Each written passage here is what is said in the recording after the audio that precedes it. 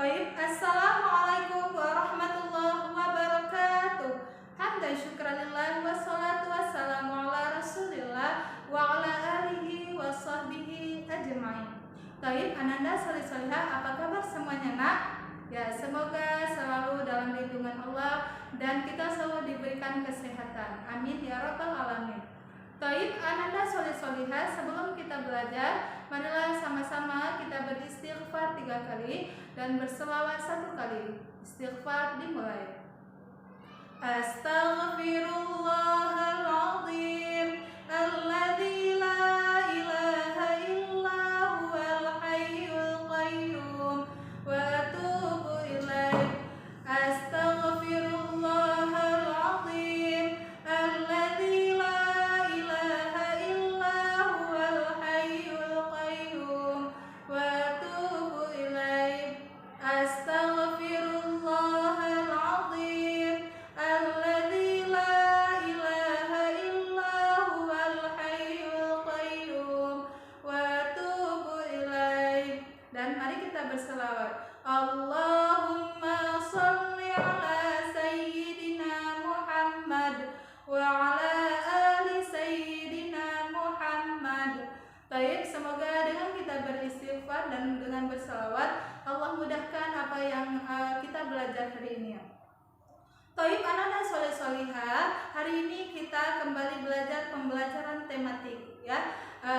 Pada minggu yang lalu kita sudah belajar tentang, pada Sabtu yang lalu kita sudah belajar tentang sifat-sifat bunyi. Nah, hari ini kita akan kembali belajar tematik. Nah, sebelum kita belajar, marilah sama-sama kita buka Quran surah Ali Imran ayat 103.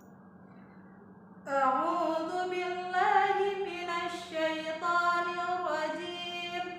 Bismillahirrahmanirrahim. Wa'tasimu bihablillahi jami'an wa la tafarraqu. Wadhkuru ni'matallahi 'alaikum idh kuntum a'da'an fa'alafa baina qulubikum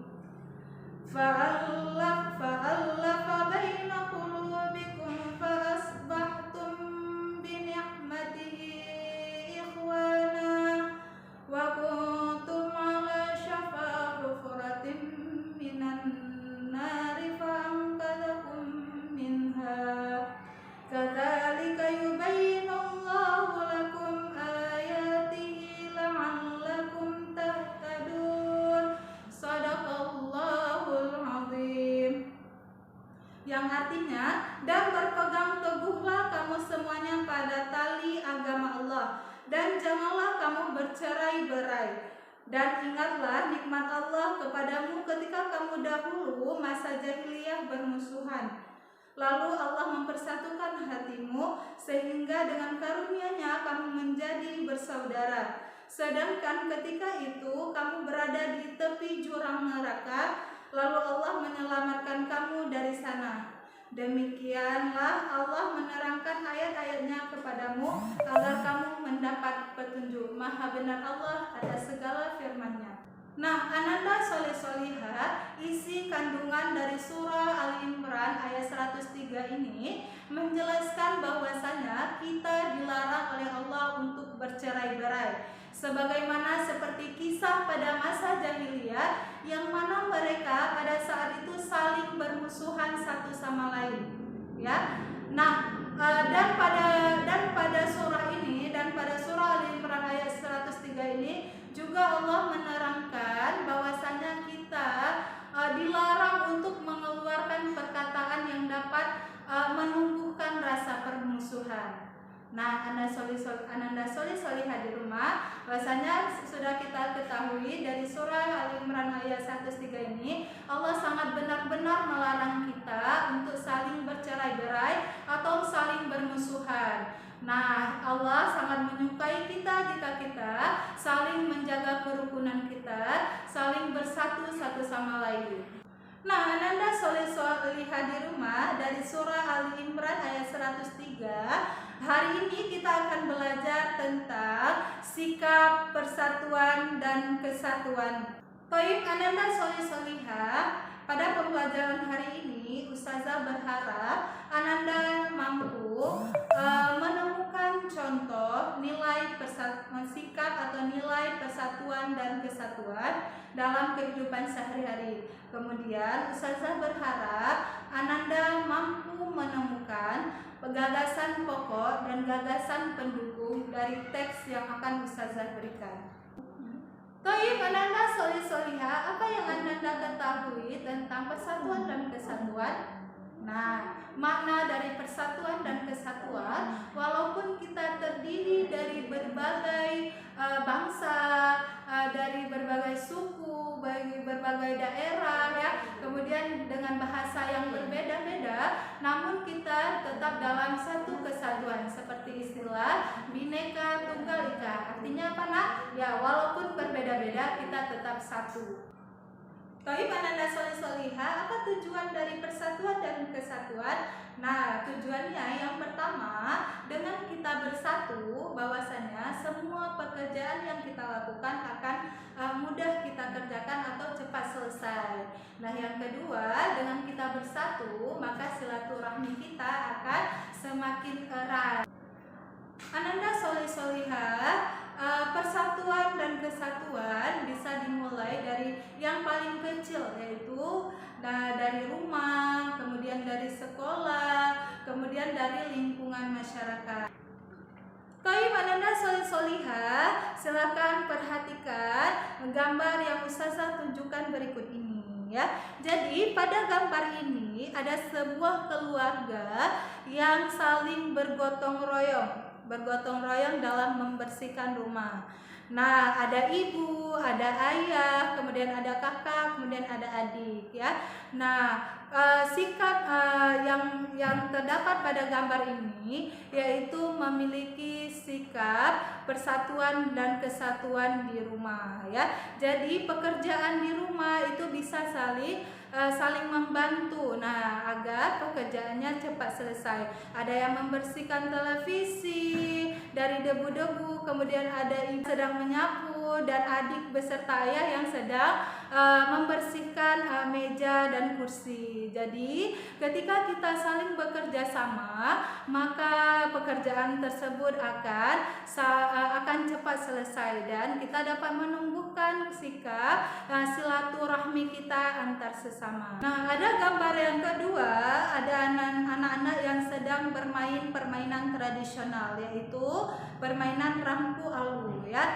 Nah, permainan ini bertujuan agar dimainkan bersama-sama agar terdapat keseimbangan. Nah, kalau tidak ada keseimbangan, tidak ada salah satu yang memegang kayu tersebut, maka orang yang melompat akan terjatuh. Jadi memang dibutuhkan kerjasama di sini, dibutuhkan sikap bersatu. Nah, ini permainan ini bisa dilakukan di lingkungan sekolah, bahkan juga bisa di lingkungan masyarakat. Nah, contoh lain juga yang bisa dilakukan di sekolah apa nah? Ya, nilai persatuan atau sikap persatuan lain yang bisa dilakukan di sekolah itu ada bisa membersihkan kelas. Ya. Itu salah satunya piket. Misalnya piket itu ada terdiri dari 4 orang. Nah, itu dengan berbeda pekerjaan dalam satu kelas sehingga kelas itu akan cepat bersih jika dilakukan bersama-sama. Ananda solih-solihah, ada gambar yang ketiga. Nah, coba Ananda solih-solihah perhatikan semua di rumah. Nah, di sini sedang ada kegiatan bersih-bersih ya, Nak. Nah, di sini ada warga yang sedang membersihkan lingkungan. Nah, yang gambar ini menunjukkan nilai persatuan yang bisa dilakukan di lingkungan masyarakat. Nah, di sini ada gambar ada ananda-ananda atau keluarga yang sedang membersihkan lingkungan di sekitarnya. Di sini ada yang sedang bekerja sama. Nah, dalam membersihkan lingkungan juga harus dibutuhkan kerjasama agar lingkungan kita bersih dan nyaman. Nah, di sini juga kita menunjukkan sikap persatuan, yaitu yaitu saling bekerja sama sehingga pekerjaan yang dilakukan juga mudah atau cepat selesai. Ananda Solih-Soliha, dari contoh sikap persatuan yang sudah kita pelajari, yaitu baik di rumah maupun kemudian di sekolah maupun di lingkungan masyarakat. Nah, Ananda sudah bisa membedakan antara contoh sikap persatuan yang dikerjakan di rumah, di sekolah maupun di lingkungan masyarakat. Nah, Ananda Solih-Soliha, pada minggu yang lalu ketika kita masih belajar tatap muka, Ustazah sudah menjelaskan gagasan pokok dan gagasan pendukung. Nah, hari ini pada video ini Ustazah juga akan mengulang bagaimana cara apa itu paragraf dan bagaimana kita menemukan gagasan pokok dan gagasan pendukung dari sebuah teks. Silakan Ananda Solih-Soliha simak penjelasan berikut ini. Nah, Ananda Solih-Soliha, pada minggu yang lalu Ustazah sudah menjelaskan apa pengertian dari paragraf ya. Nah, hari ini Ustazah akan mengulang apa itu paragraf. Paragraf adalah kumpulan kalimat yang biasanya mempunyai satu gagasan pokok dan cara penulisannya sedikit menjorok ke bagian dalam atau menggunakan baris baru. Nah, seperti yang sudah Ustazah katakan pada minggu yang lalu, kalau di paragraf itu cara menandakannya biasa tulisannya agak masuk ke dalam ya. Nah, berikut Ustazah tunjukkan contoh dari paragraf. Yang pertama ada gaya Eropa. Nah, pertama judulnya ada gaya Eropa. Nah, kemudian ada jaringan komputer. Nah, baris yang pertama pada jaringan komputer itu agak masuk ke dalam. Jaringan komputer adalah dua atau lebih komputer yang dihubungkan menggunakan media komunikasi dan menggunakan protokol komunikasi. Jaringan komputer memudahkan kita untuk berbagi pakai hardware atau software ya. Jadi itu dah satu paragraf. Kemudian jika ada paragraf kedua masuk lagi dia ke dalam, yaitu jaringan komputer adalah dua atau lebih komputer yang dihubungkan menggunakan media komunikasi dan menggunakan protokol komunikasi. Jaringan komputer memudahkan kita untuk berbagi pakai hardware atau software ya. Jadi pada paragraf gaya Eropa itu mempunyai dua paragraf. Nah, kemudian apa itu gagasan pokok? Nah, gagasan pokok merupakan sebuah inti atau ide utama dari sebuah paragraf. Gagasan pokok terdapat di awal atau di akhir paragraf. Gagasan pokok memaparkan topik utama pembahasan dari sebuah teks. Gagasan pokok biasanya tidak membutuhkan kalimat penghubung karena keberadaannya merupakan inti dari sebuah teks. Nah, jadi gagasan pokok yaitu inti dari apa yang dibicarakan dari sebuah paragraf tersebut. Sekarang kita lihat dari teks gaya Eropa pada paragraf pertama, jaringan komputer adalah dua atau lebih komputer yang dihubungkan menggunakan media komunikasi dan menggunakan protokol komunikasi. Jaringan komputer memudahkan kita untuk berbagi pakai hardware atau software ya. Jadi apa inti dari pembahasan pada paragraf pertama? Nah, kita temukan gagasan pokok pada paragraf pertama yaitu jaringan komputer adalah dua atau lebih komputer yang dihubungkan menggunakan media komunikasi dan menggunakan protokol komunikasi. Ya, jadi gagasan pokok itu bisa ditemukan di awal paragraf atau di akhir paragraf ya Ananda Solih-Soliha. Nah, kemudian gagasan pendukung. Apa itu gagasan pendukung? Gagasan pendukung merupakan kalimat yang bersifat lebih khusus. Ya, kalimat pendukung berisikan informasi, uraian dan contoh dari gagasan pokok. Fungsi gagasan pendukung adalah untuk mendukung atau memperkuat gagasan pokok. Ya, bagaimana kita lihat dari teks gaya Eropa, kita lihat paragraf pendukungnya di mana? Nah, paragraf pendukung pada teks pertama tersebut, jaringan komputer memudahkan kita untuk berbagi pakai hardware atau software ya. Itu termasuk ke dalam gagasan pendukung.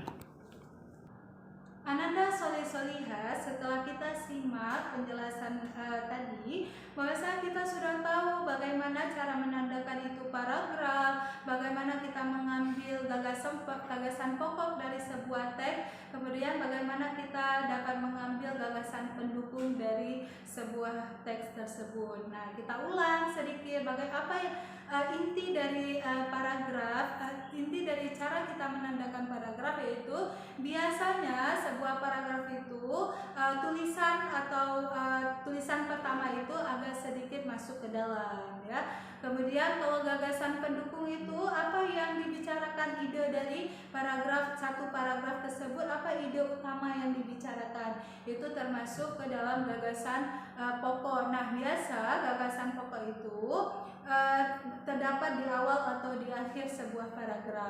Kalau pada gagasan pendukung itu pembicaraannya lebih khusus yang ada pada paragraf tersebut. Baik, Ananda Soliha, mungkin cukup sekian pembelajaran kita hari ini. Ya, sebelum kita tutup pembelajaran kita, ada LKAS yang akan kita kerjakan di rumah, ya. Jadi LKAS-nya akan Ustazah kirimkan melalui Microsoft Word, ya. Jadi boleh di print, boleh langsung ditulis tangan, dipindahkan ke selembaran kertas, ya. Ananda Soliha, dari pembelajaran kita hari ini sesuai dari Quran surah Ali Imran ayat 103, bahwasanya Allah melarang kita untuk bercerai-berai, ya. Bahwasanya Allah melarang kita untuk saling bermusuhan. Namun Allah sangat menyukai kita, atau Allah menyuruh kita untuk saling bersatu, ya. Seperti yang sudah kita pelajari tadi,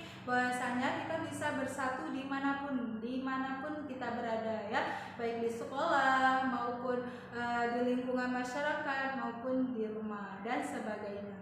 Tapi Ananda Soliha, hari ini juga kita sudah belajar tentang bagaimana menemukan sebuah gagasan pokok, ya. Nah, sebelum kita tutup pembelajaran kita, Ustazah memohon maaf sebesar-besarnya jika ada penjelasan atau kesalahan dalam pengucapan ketika Ustazah berbicara. Ustazah memohon sebesar-besarnya maaf, ya. Kemudian sebelum kita tutup pembelajaran kita hari ini, marilah sama-sama kita mengucapkan alhamdulillahirabbil alamin, dan kita baca doa kafaratul majlis. Subhanakallahumma wa bihamdika asyhadu an la ilaha illa anta astaghfiruka wa atubu ilaik. Ya, semoga bermanfaat apa yang kita pelajari hari ini. Ibu akhiri dengan Assalamualaikum warahmatullahi wabarakatuh.